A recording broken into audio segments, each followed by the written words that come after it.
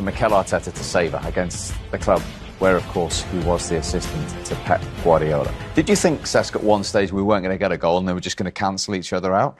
Yes, I did. I think the game lacked a little bit of quality in the final third. Obviously, missing players like Saka, De Bruyne, Rodri in this stage, you know, it's big. But yeah, I think it was, as we mentioned, a 50-50 game. Overall, I think the fair result would have been a draw. But if someone edged it, I think it was Arsenal, and Martinelli, as we said, made a difference in it. We'll have a look at the goal in a moment. 13 years since a team managed by Pep Guardiola had so few attempts in a game. Was it just that type of game in the end? Yeah, I think we have to give a lot of respect to both sets of defenders, to be honest with you. I thought they defended well, especially in transition when either team did break away. They managed to get back in the positions well or snuff it out. Or like Seth said, that in the final third, players just didn't pick the right options, which we saw on both sides. But in general, I thought both teams defended really, really well. I thought the main reason it was a low-scoring game, or looked like it was going to be a 0-0, was that both managers set up with plenty of respect for each other. I was going to say put a negative team out. They didn't put a negative team out personnel-wise, but straight away, Cesc said to us within 10 seconds, 3 centre midfielders for Manchester City. Normally they'll play a Rodri and then 2 number 10s, play really high, wide players and 1 centre forward. Straight away they had almost a bank of 3 sat there. And then they had their wide players tucked in and they were using their fullbacks for width. So they were respecting each other. They both know that either team could you know, provide danger to one another. So I think both teams set up, you know, cautiously, let's say, filled the midfield, wanted to win that midfield battle, and subsequently had a lot of midfield players in there. So I think that's the main reason why it was so few chances and why it could have ended up being a 0-0. And is that the sign of the trajectory Arsenal are on for the treble winners to do that in a game like today? Yeah, sometimes you have to do things like this, even if it's not what you're looking for on a daily basis. You have to respect your opponents. You have to understand what you want, what is your the positive outcome of the game at the end of the day. And I think for Arsenal, you know, getting 0-0 until the later stages of the game was probably the plan, I know, because, you know, they have young players, they have fresh legs, they have a good bench coming on, and as it's been proven, it made a big difference today. But yeah, I think it was a set-up plan, you know, for a draw, both teams respecting each other a little bit too much, but I do believe still that those big players made a big difference in not having this quality in the final third. And in these big games, the fine margins, you need a stroke of luck. And Martinelli and Arsenal got that. Correct. The little details at the end of quality. I know the goal wasn't top quality because it's a little bit lack, but yeah, this ball is top quality. Tomiyasu making a run in midfield, laying it off, and you know, like Sean said, you need to try and you need to shoot. Odegaard didn't have his best game today, but he tried a few times, and you never know. You know, if you don't shoot, you will never score. That's 100% sure. So you have to try your luck sometimes, and it went in, fortunately. I just wonder whether Ake there. I mean, they always say that defenders should never cross. He's the left centre-half, and he was almost... I know it's easy to say in hindsight, but he's in a position there, and he starts coming across and actually goes past his man, his centre-half partner. And I just wonder whether he should come that far across. Again, it's hindsight because it, you know, deflects and it goes in, so you're always going to look at that. But I think the goalkeeper might have saved it if it hadn't have deflected, and I just wonder whether he should have kept creeping over and over and over and almost blocking the view of a goalkeeper as well. What do you think? Might be harsh, but... Not happy about it. But happy about what, Michael? The result. About Michael, giving, like, picking that little thing. But no, I understand what you're saying. You never want your centre-backs across, not like that. But either way, look, if you're going to shoot, you sometimes you hope for a ricochet as a player when you're in those little tight areas to get a shot out through bodies. Of course, you want it to go clean through, but a ricochet, keeper normally has no chance. And I think for me here, Tomiyasu makes this goal happen even more because he drags Walker in, and once Walker's inside, that leaves that space for Martinelli, and it's impossible for him to get to. And then, yeah, you can't do anything. It's that little bit of luck that you make when you play football, and you only make it if you try things. And that desire from Arsenal again, late on, to not settle for the 0-0, to keep going. I think it's the ambition and the mentality that this team is showing lately, and the belief that we first said before the game started, that the Emirates now is booming again. They believe that something can happen at any time, at any point against any team. And that's really important for the vibes within the stadium, for the players, for the staff. The momentum is there and they need to take advantage of it. Now, 39 seconds before Arsenal scored that goal, there was a challenge. We saw Pep Guardiola up. He was still going up, as we'll show you in a moment, after the goal, feeling City should have had a free kick. Gabriel on Haaland, you mentioned it at the time. Yeah, for me, I do think that's a foul. You're not allowed to jump over people like that. Pep at the bottom of your screen. Yeah, I get it. Like, I get the frustration, but I still feel like from then there's still a long way to go before this goal happens. I think the players... This is after the goal. Need to... Still going on. You can't pull it back though, can you, Steve, once it's done? So he's going to be upset and frustrated about it, but it's football. There was some fouls that both sides of the teams got away with within that game when there weren't no goals. It's a definite foul. It is a definite foul. I mean, I've been there in that position. If you're in front, the defender stands behind because obviously he's covering the goal. He don't want you to run behind him. But that's your space as a centre forward in front. If he wants to get in front, he's got to come round and nip in front. He can't bundle you over or jump onto your shoulders or he can't do that. He could, as I say, he's more than willing to come round and nip it and risk going over the top. He stands behind, almost letting you have that little area of space. He then can't bundle you over and, if you're about to chest it or head it, he can't jump on your back like that. That's sort of that's the striker's space that they've almost allowed. So I think that's a definite foul. OK, we'll get more on that. Arsenal reaction to come. But first of all, here are the post-match thoughts of Pep Guardiola. Well, Pep, the result obviously is disappointing. What about the performance that lay behind it? Well, that game, we started really well with the chances, 2 or 3. Second half, they started really well. They increased the rhythm, struggled. The first 10-15 minutes, we could not have the ball, and not always tight. And after, again, like it was in deflection goal, so they won. Congratulations, Arsenal. What was the key to your good start? You seem to give them real problems playing out and create quite a lot of anxiety, actually, around the stadium. Well, we tried, we did it. This type of games, there are moments. We had it in the first half. I think for both sides was not a lot of chances. Both teams, they play good and high pressing. With Raya play their long balls and diagonal balls is not easy to control for our fullbacks with Gabriel or both the other ones. It was tight, and at the end, one action, we lost the game. So how maybe did the match change after half-time? You made a treble change pretty early, which suggests you weren't entirely happy. All right, 10 minutes, yeah. 12 minutes was like that, and after was equal, and we had also our moments, and it's not easy because defense 6 in the back, but in general we was a tight game. So, and at the end we have the chances we can do it, and unfortunately they did it. What did you make of your play in attacking areas? Just that final third, I think there's one shot on target today. Yeah, not much. I don't know how much they had in shoots on target, but they not many either. Huh? Not many either. Yeah, that's the point. That's the point. So they have our momentos, the rest was equal, and at the end, one action, they won. So you seem, obviously you're disappointed, but you seem fairly relaxed, like you're playing away at the Emirates to a good team. It's a match you can lose.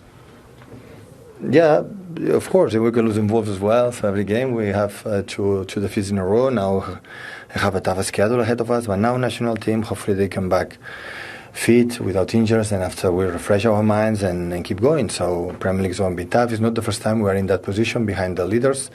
So when you went to Premier Leagues, maybe it's a little bit better, to be there and say, okay, what do you have to do to catch them, and we will try when we come back. Is it a concern, 2 defeats in a row in the league? Is there certain things you're seeing that you're thinking, okay, that's not quite right, that's not us at our best? Well, it happened since 2018. Oh, I know, yeah. So when it happened 2018, that is the news. So that's why we won a lot of Premier League. So it's happened, unfortunately it was the last day. But the one thing Premier League is because 2018 didn't happen, so in Wolves was a completely different game. Okay, Arsenal Emirates, so it is difficult, and so congratulations Arsenal. That's what I can do, and we know exactly what you have to do, and we do it. Last question then: is it too simple to say 3 games without Rodri, 3 defeats? Is it more complicated than that? That is the stats. So we cannot deny it, but today we put a lot of players to have more control, to have more passes, to try to players who had the ability to do it, but they are aggressive in these areas, and after they drop really well. And we will come back, and we will continue. Of course, if he's not dead, we will play without him, and we will move forward. Thank you. You're very welcome. Thanks. We'll come back to what Pep has been saying there in a moment, but we're delighted to go live to the Emirates to get some Arsenal reaction. Who better to speak to than the match winner, Gabriel Martinelli, who's waiting to talk to us. Thank you very much indeed for joining us. Very well done. What did that feel like at the end, Gabriel? Thank you. Yeah, it feels great to be back and win a game like that. We know how tough it is to play against them, and yeah, so happy with the victory and to be back with the team. What was it like at half-time to come into such a tight game? Yeah, I was so excited to come in. I was waiting for this moment since the day I picked the injury, and yeah, I was so happy to come in and happier with my performance in the team as well when they win. Gabriel, it's great to see you back on the football pitch. What were your instructions when the manager sent you on?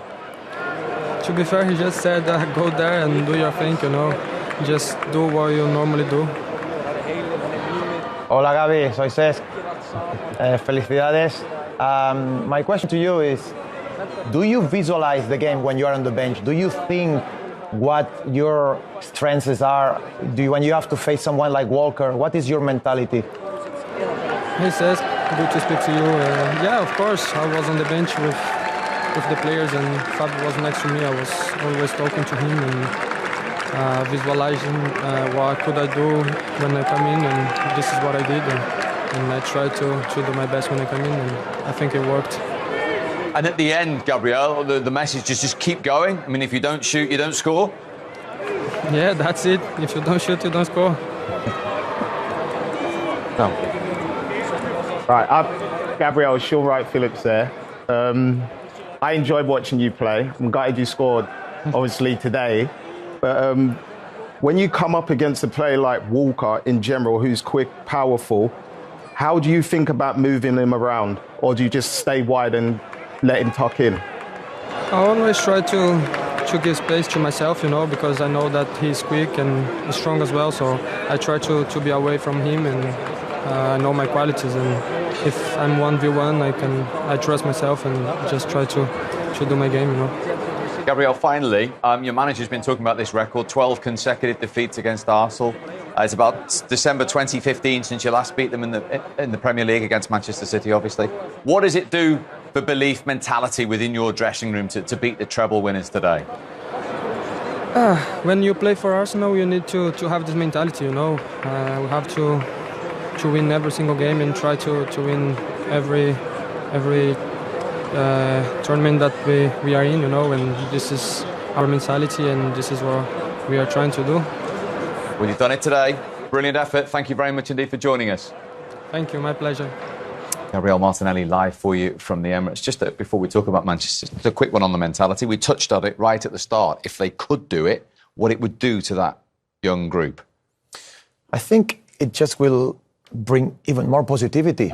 I know how much they want to win the Premier League.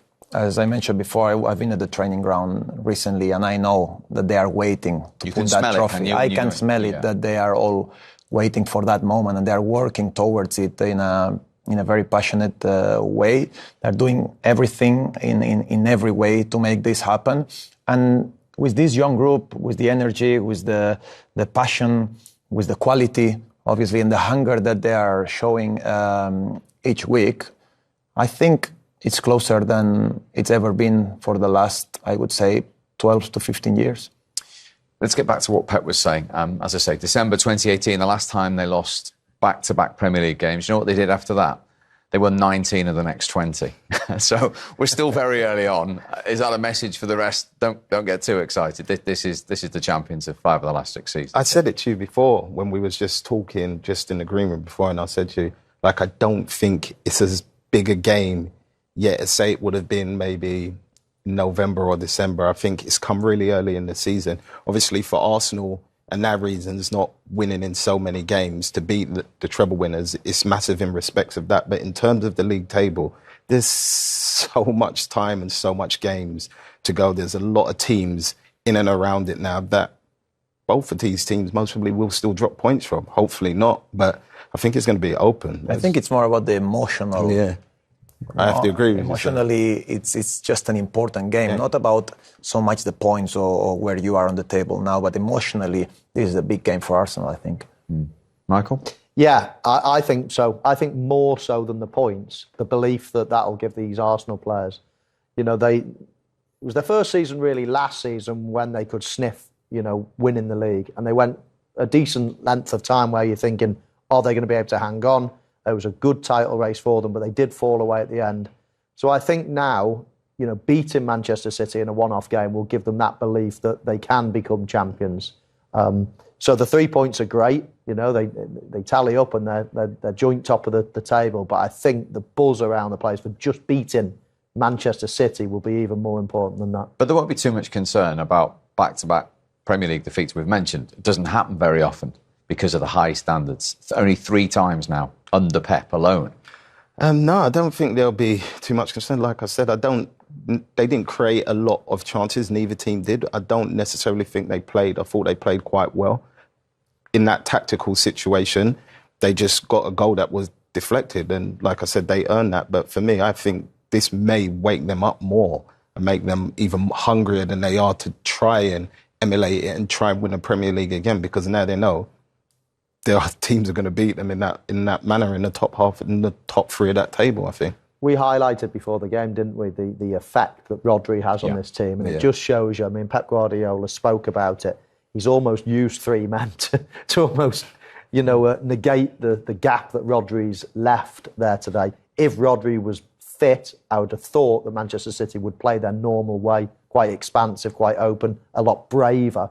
I thought they were probably not as brave as they normally are today. Haaland hardly got a kick. He certainly didn't get a chance. Haaland, for the second time in the Premier League, hasn't had an attempt on target since he signed for Manchester City. And I think that is a knock-on effect of them having to withdraw players from attacking positions. As we spoke about before, they lacked the width. They started bringing players inside to just compete in that midfield area. Rodri's not here. We might need 2 or 3 players instead then to just beef that area up. And all of a sudden, that's got to take effect somewhere on the pitch. And that's what they did. They almost, said, right, OK, from an attacking point of view, we're going to be less dangerous. And that's what it looked like. So I think he would have grabbed a draw and ran today, the way he set up his team. But again, just go back to it. The influence that Rodri has on this team is huge. They've lost 5 of the last 10 without him. He's just missed 3 in all competitions. They've lost them all. Yeah, he's where he is at the moment for a reason. Last year he won the treble, then he went away with Spain. I'm sure you'll mention the Spain trophy. So, his quality, he's improved a lot. He's a leader now. The consistency he's got in his performance, but not only that, being on the pitch. Did we say before 82 games he played, and then 9 he's missed. So, that's always a positive thing to have when you are so fit and when the teammates, they look up to you. And yeah, a big miss, but considering the squad that Man City have, and the amount of money that they spend, they should have, a straight replacement, which probably it was Calvin Phillips when they did. They are deciding not to use him. They put Bernardo Silva as a number 6 when he's an offensive player. So to change the whole tactics around one player for a club of the state of Man City, I think it's a little bit too much. But yeah, definitely a key figure for them. Is it easy to go back to the end of last season and say, well, their midfield was Gundogan, De Bruyne and Rodri, and none of them obviously were there today? Or has Cesc got a point that it's Man City and the squad you've got, you should be able to cope? I'd say it's a bit of both. I can agree with some of what Cesc is saying, but if for whatever reason he won't play Calvin Phillips in those positions... Does that surprise you, Sean? Yeah, but then I also can kind of understand it. Why? Because Pep, he's very attention to detail, information. And if he's giving him that much, Calvin might not be able to relay it on the pitch for whatever reason, because he goes to England and plays well all the time, but for whatever reason, when it's at City, he just doesn't play in a way you should say Rodri plays, where Rodri controls the game. No matter what he plays. Has he had an opportunity to do that, though, Sean? It's hard, though. How do you give him that opportunity when Rodri is playing like at that level? Yeah, but Rodri hasn't been there now for the last 3 games. Yes, agreed. Chance. And something, for example, as an example, like yesterday we played the game. It's a completely different subject, but it means the same concept. That there was a boy, I had a lot of injuries in defense, so there was a boy that in training I just didn't trust him. I didn't give him a chance. Yesterday, for whatever reason, he had to play. He came on and he was probably man of the match. Sometimes you just need to give these people that you don't see in the confidence, the opportunity. Yeah, that's when England got to the Euros final, Calvin Phillips was England's Player of the Year. Yeah, agreed. He played every minute of that tournament. And today was that opportunity that you're referring to. You've got the main man out. Was right on the table. You've got... Now you're playing an attacking player in Bernardo Silva as a number 6. I mean, I never thought I'd saw the day. Lewis. Rico, then you bring a kid in that's playing well, don't get me wrong, and then you have a player that possibly should have been sent off, Kovacic, and we're all thinking he's got to bring him off quickly. I mean, it's screaming out. The only one natural number 6 in that squad is him. They paid a fortune for him, and he still doesn't play him. And I think that the moment that you're just referring to there, where sometimes you've just got to say, do you know what, I'm going to do it. It was probably today, and he's still not giving it. It just shows you that he doesn't trust him. End of story. And the other subplot to this is Pep Guardiola has gone on. The coach he admires the most was Marcelo Bielsa, yeah? And Calvin Phillips played his best football under Marcelo Bielsa, and Pep bought him from Marcelo Bielsa.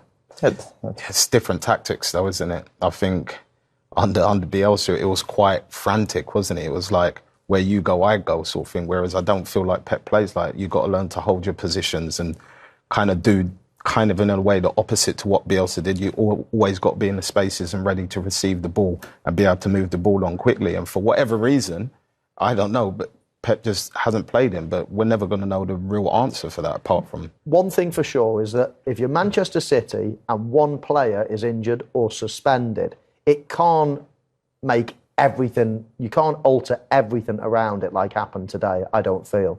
I mean, there should be somebody that can, OK, it might not be as good as a person, but you can't just have one person out there, right, OK, we're going to have to move 4 or 5 So your point is he's got a like-for-like replacement and he's not picked him. Exactly. And if he doesn't like him, then he'll have to find another like-for-like. But you can't just have one person out and then change the whole plan, move everybody, move attacking players here, there and everywhere. I think for a squad of that depth, with money that they've got, they probably ought to have somebody that they can trust anywhere on the pitch. If somebody's out, somebody replaces. Okay, but 1 second, because you've all mentioned Bernardo Silva playing in that unusual role today. Here is his reaction to the game. Tell us about your role today. Certainly for the first, hour. Were you Rodri? I was in the position number 6 because that's what the manager asked me to do. How'd you find it? No, I'm comfortable there. Obviously, it's not my natural position, but I'm comfortable there, especially with the ball. And without the ball, I was trying to be in between the centre backs and also jumping to one of the holding midfielders. So also it's something that I'm used to do. I don't think that's a very big thing. Last season, to be honest, I was a bit more uncomfortable playing as a left back than today as a number 6, which is a position that, even though it's not mine, I'm a bit more comfortable to play there. And it is what it is. As I said, tough game for us, for us especially because of the outcome, because I don't think we play that bad. But it's football. Sean, sorry, pick up the debate. That was interesting as well, wasn't it? So what I was going to say is that are we having this conversation about, say, the Calvin Phillips situation not going in there because of the result? Because effectively, just like Bernardo said, we most probably would have been having this conversation. No, but it's 3 results, isn't it? No, I get the 3 results, but I mean, this one key. According to me, Man City played okay. They didn't deserve to lose, but they lost. When Bernardo played left back, there would have been a conversation like this. If City had lost, people would have said, well, why is Pep playing him left back? Pep's obviously seen something and seen the way he wants to play, and maybe Calvin Phillips just didn't suit the way he wanted to play with those tactics today. We don't actually know. Yeah, there's obviously has to be hindsight and everything. But we stood on that table over there half an hour before the game and highlighted the last game that they lost, where Rodri would have played and how he would have done things differently. We looked at some stats on with and without Rodri. So, yes, hindsight after the game, but we also said it before the game. This could be a huge miss in a game of this size. And, of course, injuries and suspensions happens. I've got no problem with him not playing. But for a team of Manchester City size, I would think that no matter where somebody gets injured on the pitch, you don't have to shuffle 3, 4, 5 players to all of a sudden bolster an area because you're now weak in an area. And we're just highlighting, I guess, how important this player is to City. Cesc? Agreed. Couldn't say anything else. I mean, he's a big, big player, but, to be able to change so many key pieces around, the puzzle, a puzzle that has worked so well during the last couple of seasons for City that made them champions of absolutely everything. It felt a little bit forced. And listen, like Sean said, 100% they watch trainings every single day. They have different information that we don't have. But I also, in a way, do believe that players, when we get into opportunity of a game day, it's the mentality, the perception that we're getting during that day is completely different to what we see every day in training. A player needs to be liberated, I don't know if that's the correct word in English, in a pitch of football playing a competitive game. And I think today was the real chance, as I would have said if I was here, for the game against Wolves and the game against Newcastle. Arsenal have saying to all the league, and especially to Man City, they're saying to Man City there, we are here to challenge you. And we are here, we will give every single thing to try to win that title. It's fantastic for the Premier League. And the game was great. The atmosphere was fantastic. And that's what we love. That's why we love the Premier League, definitely. Colo, hi, it's Cesc. Just one question. We were debating here for 2 goals today. Brighton with Dunk and now for Martinelli's goal with Ake. As a centre-back, obviously I know you were one of the very best. Do you think in these situations, once the centre-back loses the ball or there is a second ball, do you think they should come across or they should stay in their possession and wait for the shot to happen and not distract the goalkeeper? No, for me, I believe that as a centre-back, when you are in the box, you have to make sure that you go close to the guy who have the ball, in my opinion, to make sure to reduce the space, and that gives space to the goalkeeper. You cannot, you have to go to him. I think Ake in this position is quite difficult. It's very, very unlucky for him because as a defender, you cannot leave that ball goes really because you don't know where he's going. And I think that fair play to Arsenal. They did it really, really well and they scored that goal, but that's really unlucky from Ake there. He played well. Colo, it's Sean, as you can see, I hope. You see there, you said, obviously, I highlighted Tomiyasu's run as well. What should Walker have done with him there? Should Walker have gone inside as he did to give that space up to Martinelli out wide, or surely he had stayed kind of in between? You should have stayed inside. The priority is inside. You make sure that the ball doesn't get there. And I think what happened there with Kyle Walker there, I think his experience done him. And because he wanted to anticipate the long ball really, because he knows that Martinelli is really good on 1v1, but the danger was inside. You protect the inside first. You could see there he's anticipating the ball there, but if he's inside, that would never happen. And the goal coming from there, you have to be honest, as a defender, that's what you expect for your right back. Stay inside, leave the ball goes wide, and then we all shuffle across. Colo, as a centre-back, obviously you would have appreciated playing behind somebody like Rodri. We've seen him miss 3 games in all competitions and City lose all 3. What did you make of the way they set up today without him? I think Bernardo Silva played very, very well. I was really impressed by him today again. But that shows his IQ game. He's so intelligent player. He can play any position. He was good there. Tactically, really, really good. And City need a controller who are really good on the ball. That's why they had him there. And as well, his tactical discipline is very, very important. He did that very, very well. Unfortunately, they didn't win the game. But I believe that when you don't have really a player that's been playing playing all season, game after game.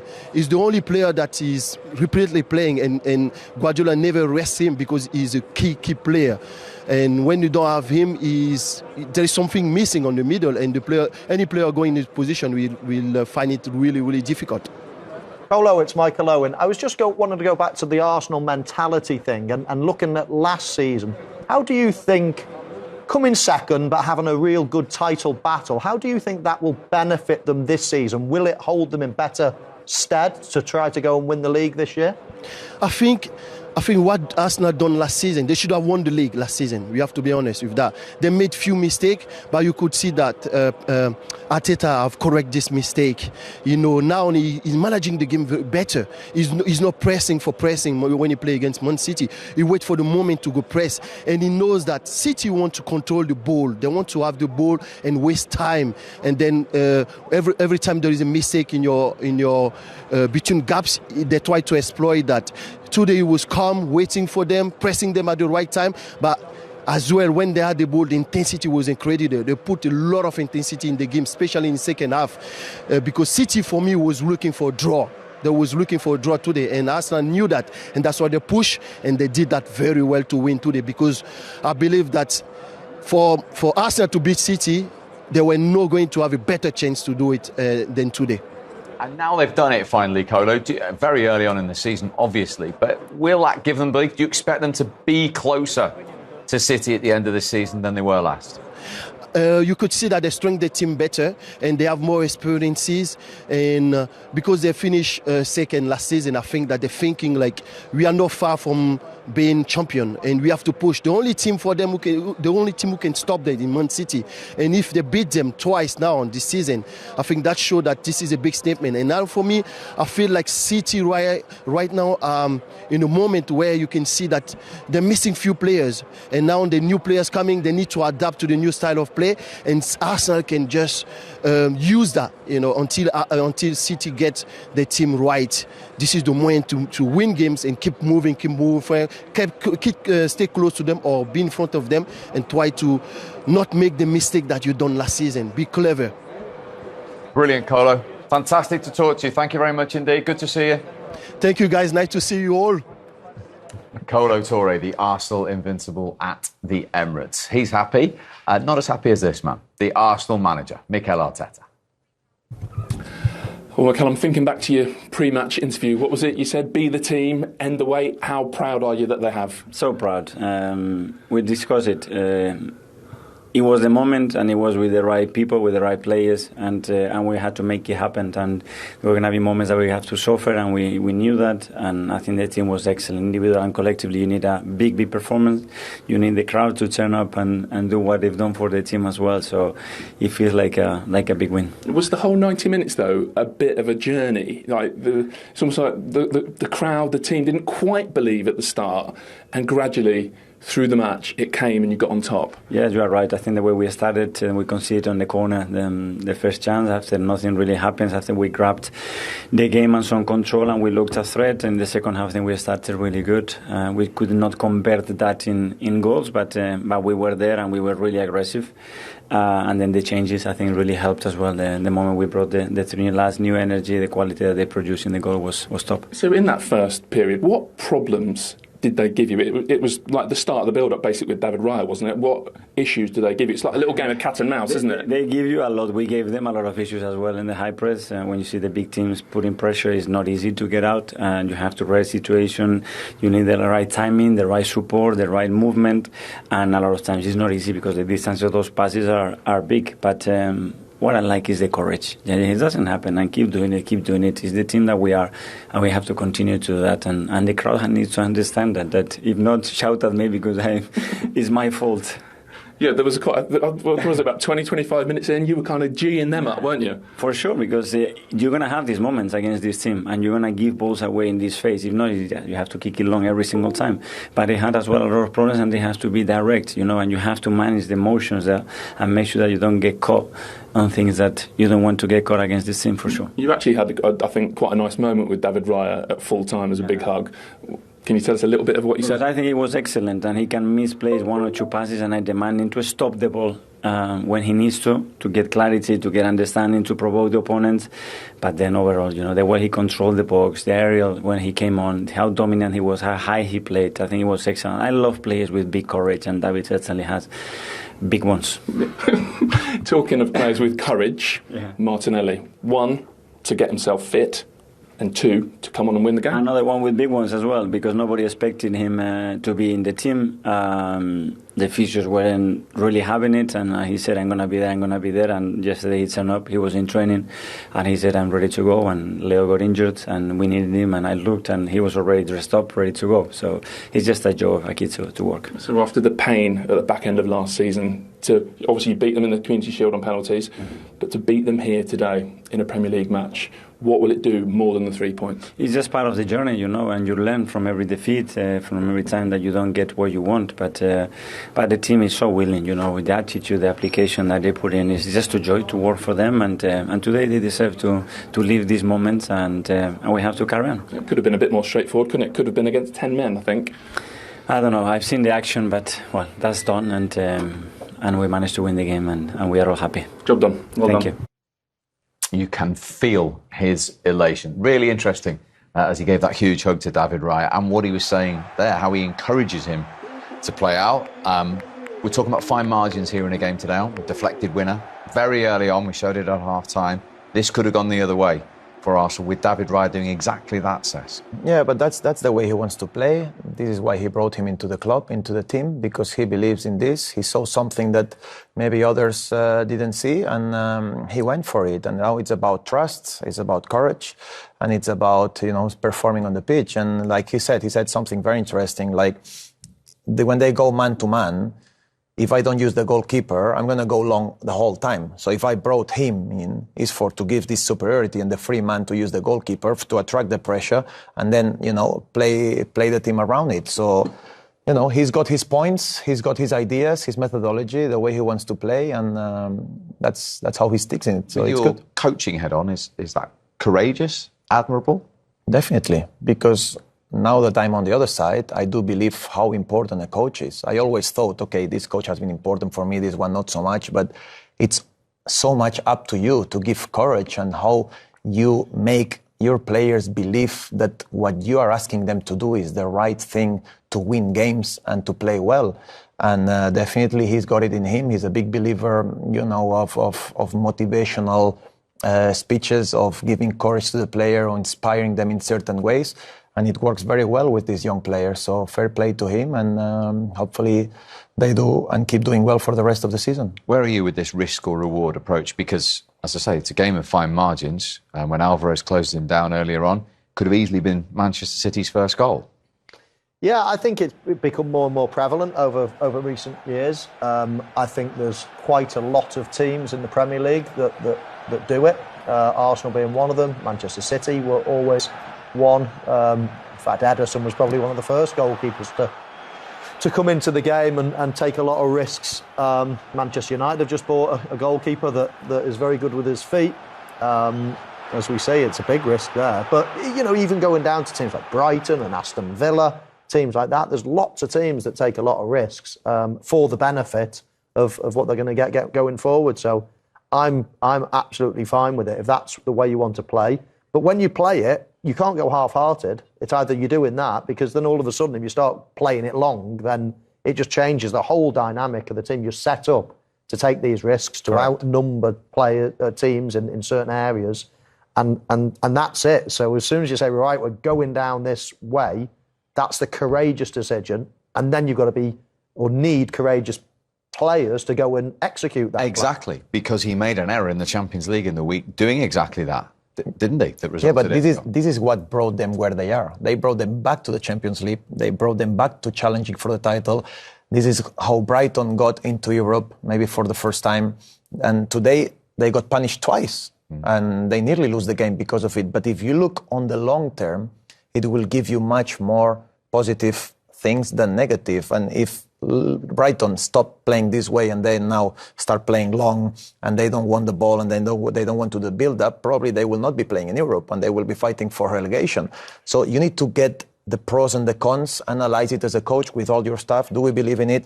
We need to make the players also believe in it. Yeah, I'm honestly a big fan of him. Like, it's almost for defenders and midfielders. It's almost playing like with a sweeper, a goalkeeper that you can go back to wherever you are on the pitch. It just will relieve pressure for the whole team.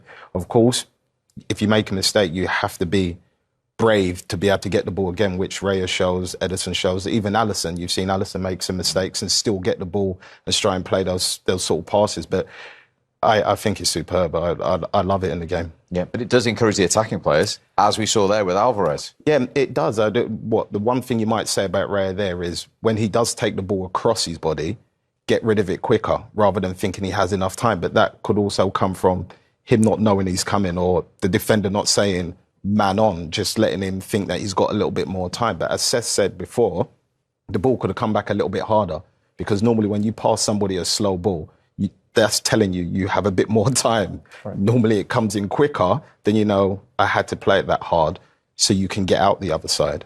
The other thing they're trying to do is trying to entice that risk, aren't they? I mean, Mikel Arteta said there that sometimes he wants David Raya to put his foot on the ball, bring someone in, encourage them, coax them in, and almost put pressure on themselves, because then you bump, and all of a sudden there's 2 or 3 players out the game.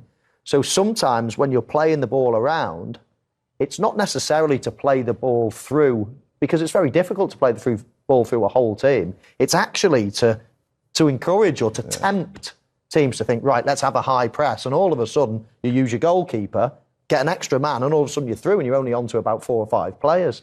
So a lot of the time these coaches are not just saying, right, let's use the ball and have a beautiful passing game.